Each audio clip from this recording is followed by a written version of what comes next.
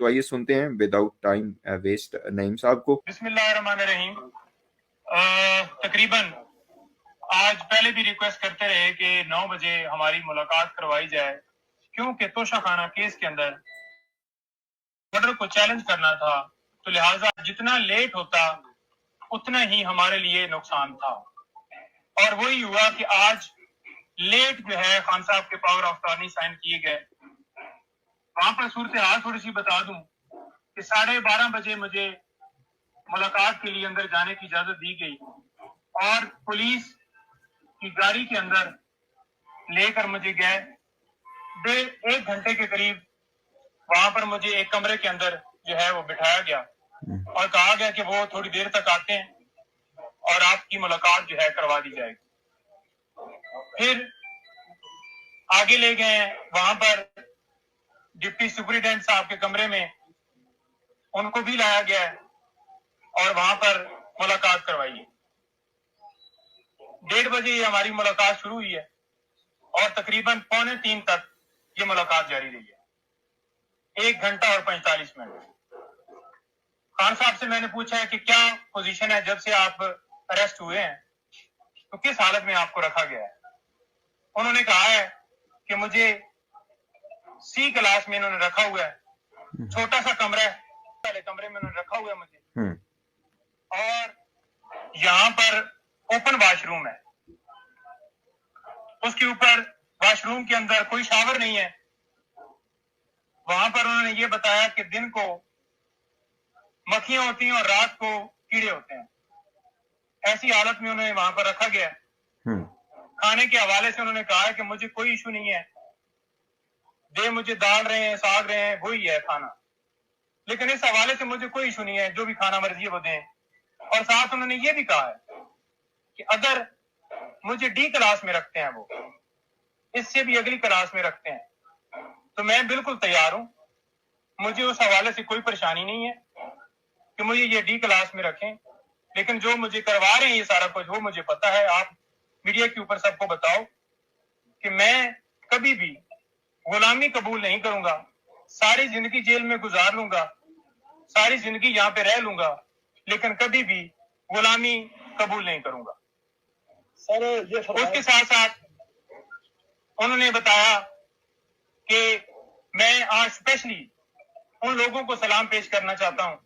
آپ نے جا کر بتانا ہے کہ جو اس وقت جیل کے اندر اسی نوعیت کی اور اس سے زیادہ تکلیفات میں وہاں پر قید کاٹ رہے ہیں، جن میں انہوں نے سارے ورکرز کا ذکر کیا پہلے کہ جو ورکرز گرفتار ہیں، پھر جو ٹاپ لیڈرشپ وہاں پر لاہور کے اندر شہریار اجاز چوئی صاحب، ثنا خدیجہ اور طیبہ اور مشوانی صاحب اور سارے جتنے نام بھی انہوں نے، علی محمد خان، سارے جو گرفتار ہے، شہریار افریدی، یاسمین راشدہ، ایک ایک بندے کا نام میں مطلب سکپ کر سکتا ہوں، لیکن انہوں نے ایک ایک بندے کا نام دیا کہ ان کو میں آج دوبارہ خراج تحسین پیش کرتا ہوں، سلام پیش کرتا ہوں کہ جس طرح سے وہ وہاں پر ڈٹے ہوئے ہیں اور غلامی منظور نہیں کر رہے.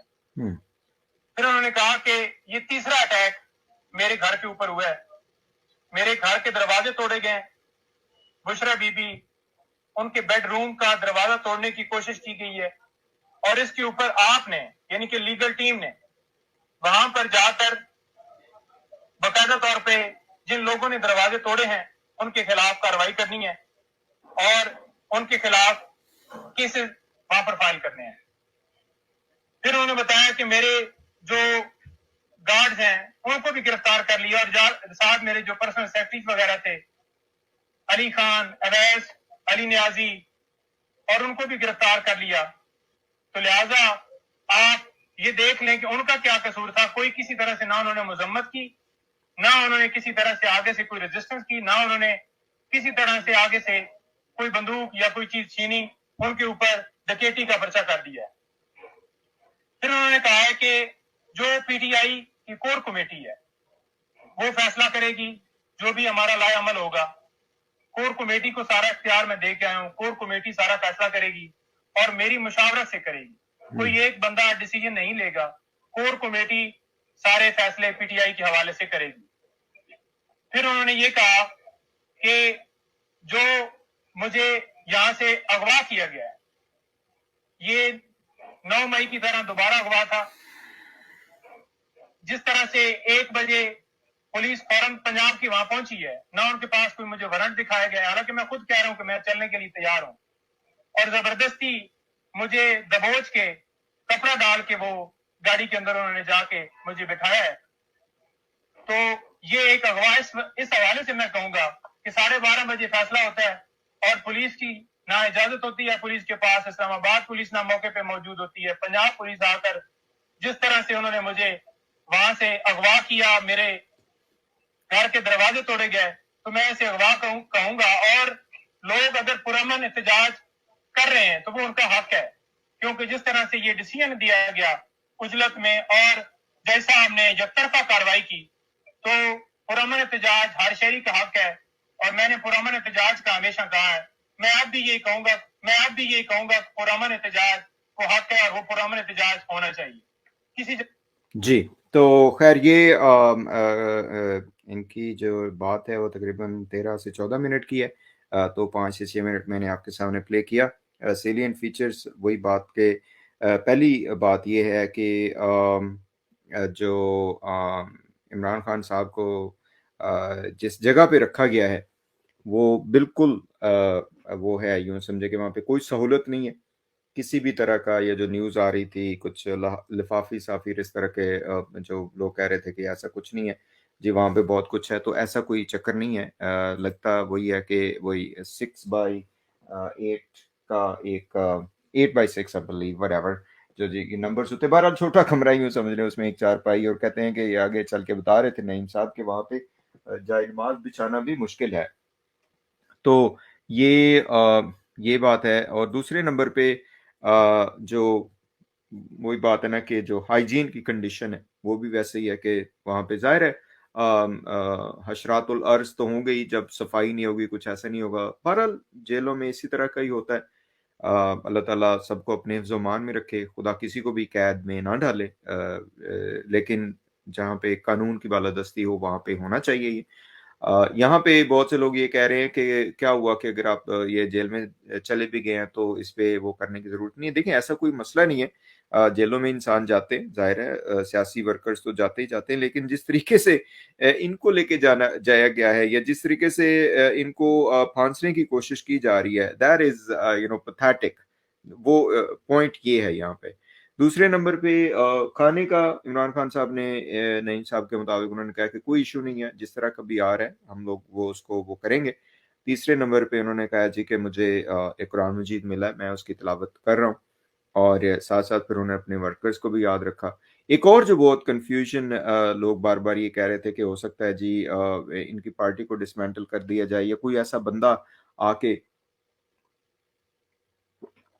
कोई बयान दे दे कि जी इमरान खान साहब को जो है ना वो साइड पे कर दिया गया, उनकी पार्टी खत्म कर दी गई है। तो ऐसा अब लग रहा है कि है नहीं, कि उन्होंने क्लियर कर दिया कि कोर कमेटी उन्होंने बनाई है, वो उसके हवाले से बात करेंगे।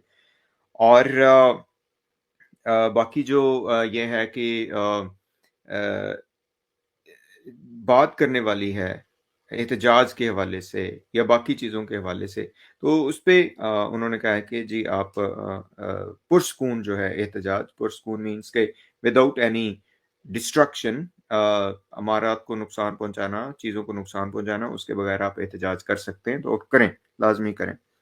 तो इस पे भी क्या बंदा कह सकता है कि एक और जो बहुत इंपॉर्टेंट पॉइंट मेरे जहन से निकल गया कि एक तो इनको जल्दी मिलने नहीं दिया गया ताकि ये फाइल ना कर सके, उनकी जमानत हो रही है वो, ये 12:30 के करीब वो कह रहे हैं कि मुझे मिलने दिया गया, उस कमरे के करीब भी नहीं जाने दिया गया जहाँ पे वो हैं, जिस जगह पे हैं जहाँ पे कोई सहूलत नहीं हुई सी ग्रेड। लेकिन खान साहब ने कहा कि चाहे मुझे डी ग्रेड दे दे, मैं उस पर भी राजी हूँ, I'll go there, ठीक है, लेकिन I am not going to bend down on my principles. यही मेरा ख्याल है कि एक सबक है।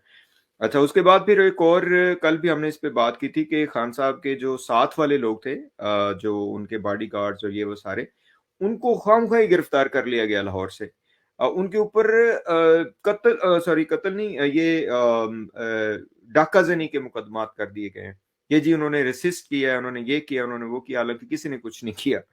اور اس پہ بھی انہوں نے کہا کہ جو ان کی گھر والی بشرا بی بی، ان کا کمرے کو توڑا گیا، ان کے دروازے کو توڑا گیا، یا سم تھنگ اس طرح کا. اور اس پہ میرے خیال خان صاحب کی طرف سے یہ کہا گیا ہے کہ ان کی پارٹی کی لیڈرشپ کو ان سے ملنے دیا جائے اور ان کی وائف کو ان سے ملنے دیا جائے. اس میں نعیم صاحب نے کہا ہے کہ اب آگے کا جو ان کا پلان ہے وہ یہ ہے کہ ہم لوگ ان کے لیے اے کلاس یا جو بھی بی کلاس ہے اس کے لیے ہم کیس فائل کریں گے. لگتا نہیں ہے کہ وہ کیس جلدی سنا جائے گا جس طریقے سے حالات بنے ہوئے ہیں، اور جس طریقے سے یہ لوگ کوششیں کر رہے ہیں، اس سے تو نہیں لگتا کہ ایسا کچھ ہوگا.